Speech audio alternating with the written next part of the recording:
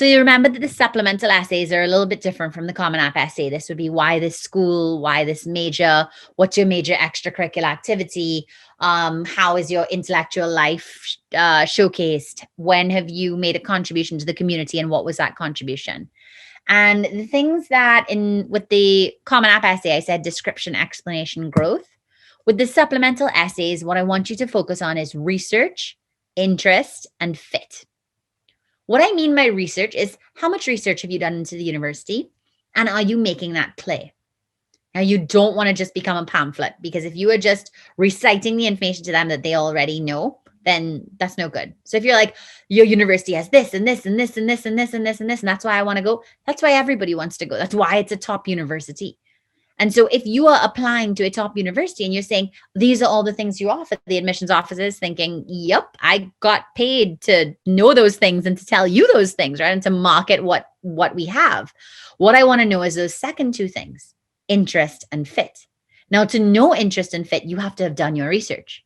So to show your interest in a university, you have to have done your research into which aspects of the university fit your personality. For example, if I were interested in math and science, I would want to talk maybe about if I were interested in physics, I might want to talk about the Hadron Collider and the proximity to that. If I were interested in archaeology, I might talk about the fact that the school sends students twice a year on archaeological digs in Europe. If I wanted to talk about architecture, I might look at architects who have graduated from that school and where they're performing, right? Or where they actually practice. And so at any point in time, the fit is what I want out of the university, and therefore how my research has led to that. So is it that I'm going to be a woman in engineering? And if I'm going to be a woman in engineering, what are the women in engineering does this university have? Do I want to follow in their footsteps? This is also a school about, I'm doing the why school and why major one the most first, right? But an essay which asks why this school or why this major is actually not really asking about the school. It's asking about you. It's saying why you for this school, why you for this major. And that requires going back into your history and understanding why you're motivated. And your major might be undecided, and that's okay too. But why is it undecided? Is it because you had so many intellectual pursuits or intellectual interests, right? If you wanted to talk about why a school and you're saying, I want to be in a big city with diversity. Why do you want to be in a big city with diversity? What about you makes it that? So I had a great essay that one of my students did on, it was, what is your favorite word and why? That was the supplemental essay. And what is your favorite word and why is, again, just asking more about you. And she said her favorite word was chaos. And she talks about the fact that chaos is how she learned. She comes from a big family with 6 siblings, and around the table, it was always everyone volunteering opinions, everyone challenging opinions, and then challenging again. And there's very often no agreement on, politics or economics or decisions being made. But it forced her to just like think about different ways to engage with the topic. And sometimes she would abandon her own point of view and then switch over to a different point of view and then find that she's arguing the opposite side of what she had originally been arguing. And she describes that as chaos. From there, she did that essay, what is your favorite word and why? She's at the school right now that asked her for it. She had other schools that asked her why this school. She loved her chaos essay so much that she started off there. She started off with chaos, and then she talked about the chaos of the schools she was applying to. And this did very well as well, because she talked about the students who would, like, when she visited the school, all the students are like reaching out with pamphlets to say, come to my dance show, come to my recital, come to this, support this act, and so on. She's like, no, thank you. But she's just loving it, right? Loving that energy that is coming at her. She's looking around and there's diverse faces, and then she's into the city, and there's so much more happening. So when a student like that tells you she wants to be in a city, when a student like that tells you she wants to be around diversity, when a student like that tells you that she likes chaos, you've already understood that her background is that many siblings and that conversation over the dinner table. And again, nothing groundbreaking, right? She's not talking about the research that she was doing in XYZ place.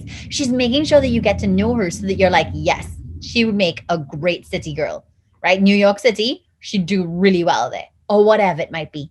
So this is where interest and fit, it's not just about the research. It's about how that research complements why something fits you.